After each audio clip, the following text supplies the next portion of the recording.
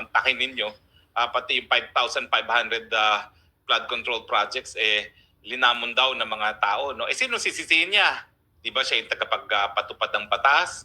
Sino dapat habulin para mapanagot yung mga lumamo ng 5,500 flood control projects? Di ba siya? Dahil katungkulan niya yan bilang presidente. Pero wag na po na muna natin pag-usapan yung SONA. Bukas, himay-himayin natin yung SONA na yan. Pero ngayon po, ang gusto ko munang i-discuss sa inyo ay, totoo ba na si Marcos Jr. ang susi para mapauwi si Tatay Digong galing sa dahig? Well, alam niyo po, ako po ay list council member na ICC. So, hindi po dapat at hindi po tama na pulaan ko ang strategiya ng isang kapwa-abogado.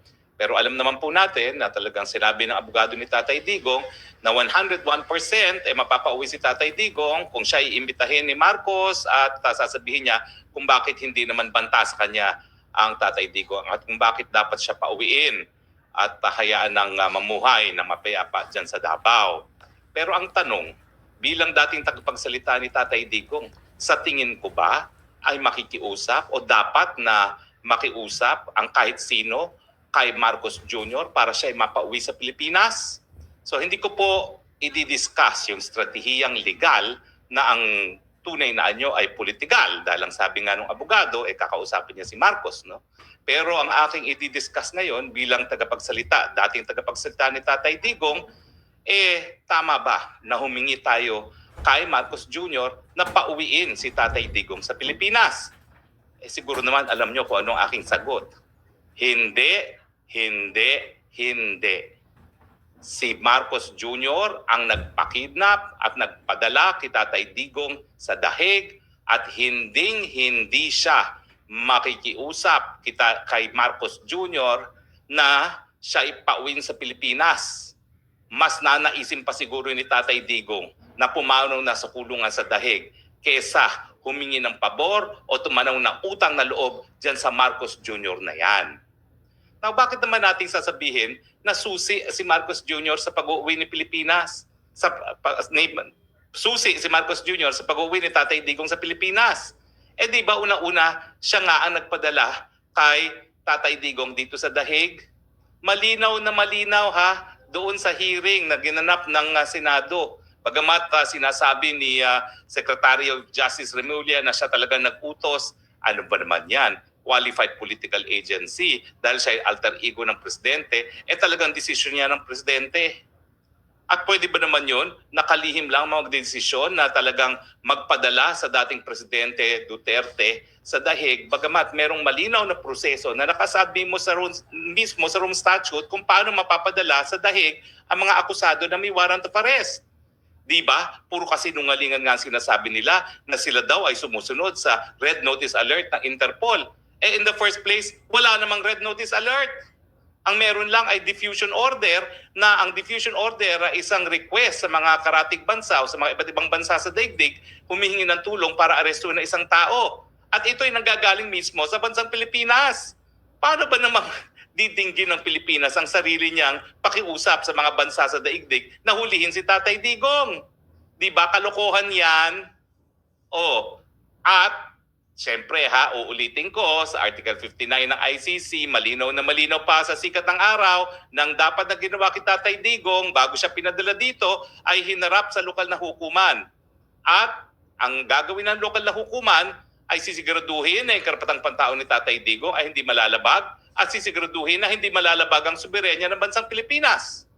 Paano malalaman kung malalabag ang soberenya ng bansang Pilipinas? Well, titignan ng hukuman kung meron pa bang obligasyon talaga ang Pilipinas na makipagtulungan doon sa service ng warrant of arrest ng ICC.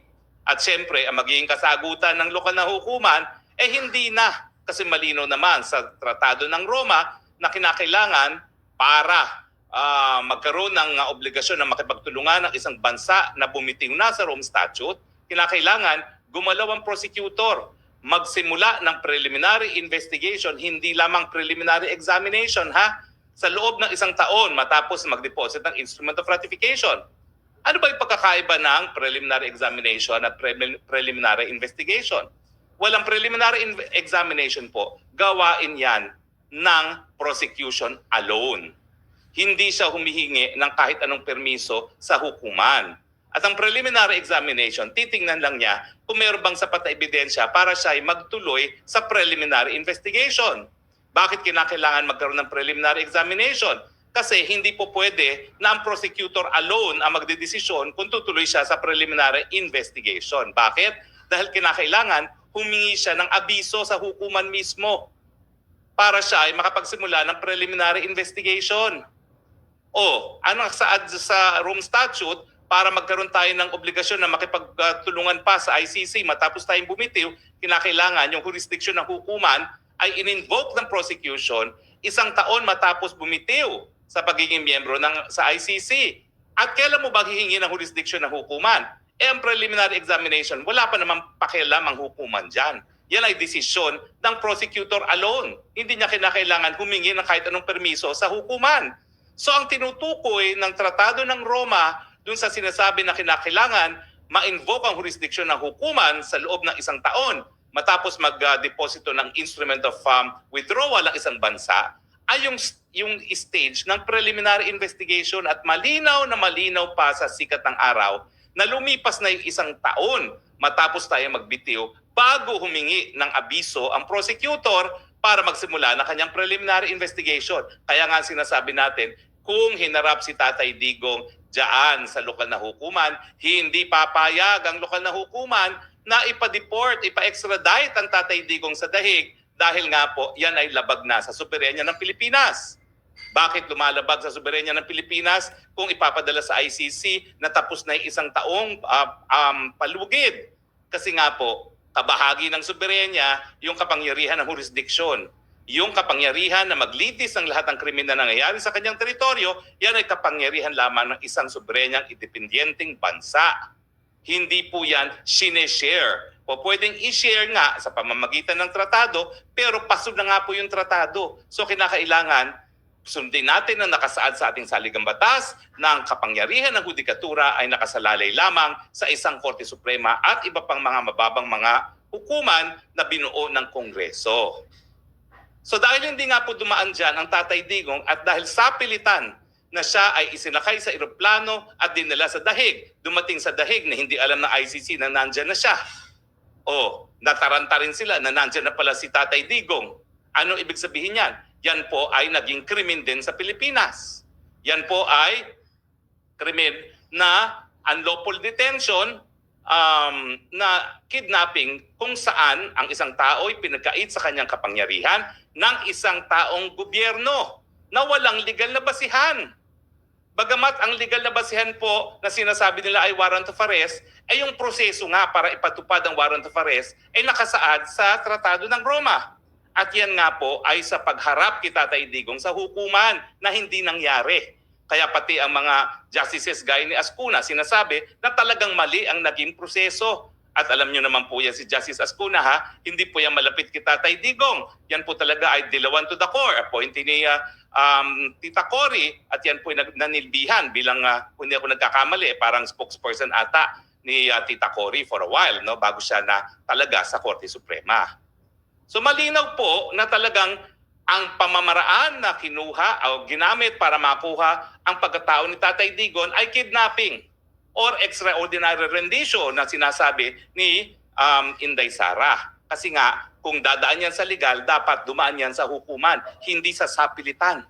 Bakit natin hindi sasabing sapilitan? Ay, naku, hindi na siya linubayan ng mga pulis matapos maglanding ang kanyang eroplano galing sa Hong Kong. Pinaligiran na ng sandamukal na pulis. Dinala doon sa isang reception area sa Villamor na hindi na siya pinayagang lumaya. Ibig sabihin, inaresto na siya dahil hindi na siya malayang lumabas ng airport doon pa lang sa loob ng eroplano galing sa Hong Kong.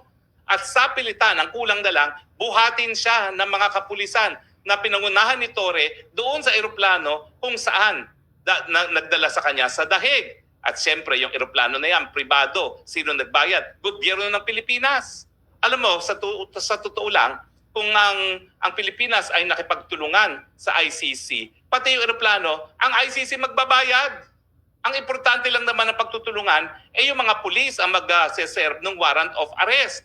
Pero yun na nga, sang-ayon sa proseso na nakasaad mismo sa Tratado ng Roma na hindi nasunod. So ang punto, si Marcos ang nangidnap. Naniniwala ba kayo na desisyon lang ni Remulla yan? Talaga po yan, sang-ayon sa kanilang plano na tanggalin ang tinik ng mga Marcos para manatili sa kapangyarihan till kingdom come. Dahil hindi pa sila nasiyahan dun sa 20 years na sila ay nakaluklok sa kapangyarihan ng kanyang ama. Ang nais talaga nila, Marcos forever. Sa kanilang paningin, wala nang ibang may kakayahan magpatakbo ng gobyerno kung hindi ang mga dugong Marcos, ang mga dugong kleptocrats. Dahil alam nyo naman, Guinness Book of World Records ay nagsabi na sila na ang pinakakurakot na leader sa daigdig. O sige, kung hindi sila ang isa sa pinaka, top 5. Number 3 ata, yung huling pagkita ko sa listahan. Di ba nakakahiya yan? At sa ngayon po, meron pang danyos na inaward laban sa estado, sa estate nitong si Marcos Sr., 2 billion. At itong si Marcos Jr., hundreds of millions of dollars. Kung di ako nagkakamali, nakakalimutan ko yung exact amount. Pero hundreds of millions of dollars in contempt. Dahil hindi nga sinasabi ni Marcos Jr., bilang executor ng estate ng kanyang ama kung nasaan yung mga nakaw nilang yaman. Bakit? Sa tingin nyo ba may piso dyan na kayamanan ng Marcos na hindi ninakaw? Saan nila kukunin yung bilyon-bilyon na yan? Mahigit kumulang halos 1 bilyon na nga na-recover natin sa Switzerland alone. Ang malungkot, sang-ayon dun sa libro ng aking kamag-anak na si Jovi Salonga, hindi talaga sila nakapaghanap ng tagong yaman dyan sa Amerika dahil pinagbawalan sila ng gobyerno ni Ronald Reagan na siyang presidente ng mga panahon na yon. Ang buong akala nila, si Ronald Reagan na ang maghahanap ng mga ninakaw na yaman galing sa bayan at ibibigay sa Pilipinas gaya ginawa ng Swiss government na idinaan sa hukuman ng Switzerland pero yung paghahanap ginawa na ng gobyerno ng Switzerland. Wala namang ganung ginawa mga Amerikano. Bakit? Kasi alam nyo naman, naging matapat na tuta ng mga Amerikano itong si Marcos Jr. Marcos Sr. Oo, tuta rin si Marcos Jr. gaya ng ama niya. Pero nung nabubuhay si Marcos Sr., kaya naman tumagal yan sa kapangyarihan, bagamat siya ay napakakurakot, bagamat siya ay talagang lumalabag sa karapatang pantao, sinupil ang karapatan ng mabuhay, sinupil ang karapatan ng malayang pananalita, binuwag ang Kongreso, kaya naman siya tumagal dahil sa suporta ng mga Amerikano. Bakit? Dahil nung panahon ng Vietnam War, pinagamit niya ang Subic at Clark sa mga Amerikano. Ginawa niyang unsinkable aircraft carrier at destroyer ship ang Pilipinas sa pamamagitan ng Subic at ng Clark. Kaya siguro bilang reward, bilang dog food sa kanya ng mga Amerikano, hinayaan siyang mabuhay in exile saan? Sa Hawaii, teritoryo ng Amerika, at hindi ibinalik sa Pilipinas ang mga tagong nakaw na yaman dyan sa Amerika. Kaya nga pati ang mga Amerikanong mga huwes ang nag-contempt kay Marcos Jr. dahil sigurado sila, alam ni Marcos Jr. kung nasaan ang mga nakaw na yaman sa Amerika.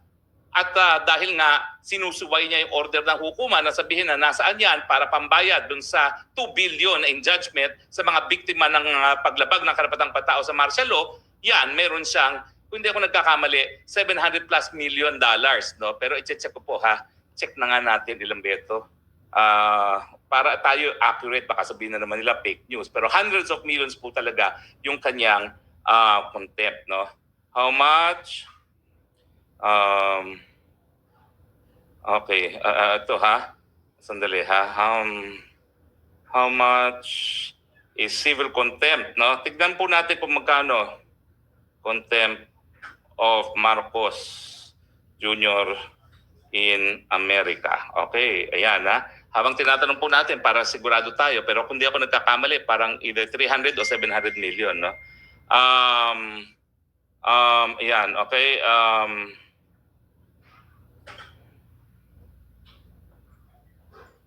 Magkano? 353,000 per day starting in 2021. So ngayon, ito yung kanyang contempt ha. 353,000 per day. Now, pero kung i-apply yan from 2011 until today, ang kanyang civil damages na, ang kanyang contempt is $1.7 billion. Oh my gosh. $1.7 billion na pala ang kanyang civil contempt sa Amerika. Akala ko 700 million lang, pero kada araw pala na lumilipas, lumalaki yung contempt. Mantakin niyo yan. Siguradong sigurado ang hudikatura ng Amerika na may tagong nakaw na yaman sa Amerika na hindi pinayagan ng administrasyon ni Reagan noong mga panahon na yon na mahanap ng PCGG except sa 4 na building. At alam niyo ba, ang nabalita ko, isa sa 4 na building ngayon ay naging Trump Tower. Pero i-verify po natin yan. Ha? I-verify natin yan. May nagsabi lang sa akin. No?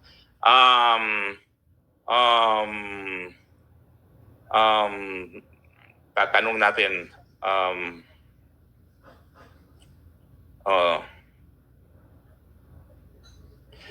ang nakalagay doon sa memoir ni Jovi Salonga, 4 na building nga lang yan, halos wala tayong nakuha kasi nga nauna sa pangungulekta yung mga buildings na yung mga bangko na pinagkakautangan ng pagtatayo ng mga building na yon.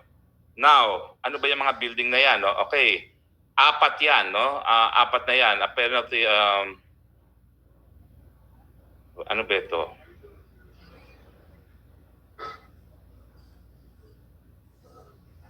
Okay.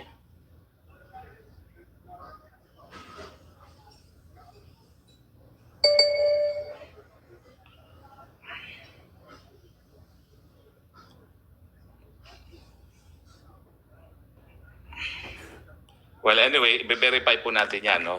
Kasi may nagsasabi nga na kaya ata ang mga binabanggit ngayon ni Trump kay Marcos ay puro puri dahil yung Trump Tower daw isa sa mga building na seize na pag-aari ng mga Marcoses pero hindi talaga tayo nakakuha ng malaki kasi ibinenta yan at mas nakinabang yung mga nagpautang para sa building na yan, no? Yung mga mortgages na secured by the building kesa ang Philippine government. Pero ano po natin yan, i-research natin na mabuti yan, no? At sasabihin natin po siguro sa susunod na Spokes Hour.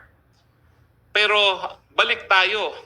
So kung si Marcos ang dahilan dahil kinidnap si Tatay Digong at ang dahilan ng pangingidnap para mawala ang isang napakalaking tinik sa kagustuhan ng mga Marcos na manatili sa kapangyarihan, bakit si Marcos ngayon na magiging solusyon? Unang-una, papayag ba si Tatay Digong na kausapin ng kahit sino si Marcos Jr. para siya ipauwiin? Gaya ng sinabi ko, never, never, never. Sa mulat-mula, ayaw ni Tatay Digong sa mga Marcoses. Unang-una, siya ay nagsimula ng kanyang karera sa politika bilang OIC Vice Mayor ng Davao City. Inappoint siya ni Tita Cory. Bakit? Kasi si Tatay Digong at ang kanyang nanay ang siyang naging representante ni Tita Cory doon sa Aus Marcos Movement noong 1986. At nung tinanong ko siya bakit siya sumuporta doon sa Aus Marcos Movement, sabi niya talagang nawalan na ng control si Marcos ng mga panahon na yon sa militar. Kaya kinakailangang paalisin na si Marcos. At matapos siyang ma-appoint na OIC ni Tita Cory, sunod-sunod na ang kanyang naging karera sa politika. Naging mayor, naging congressman, naging vice mayor, at naging presidente. So ang naging padrino niya sa politika, si Tito Cory.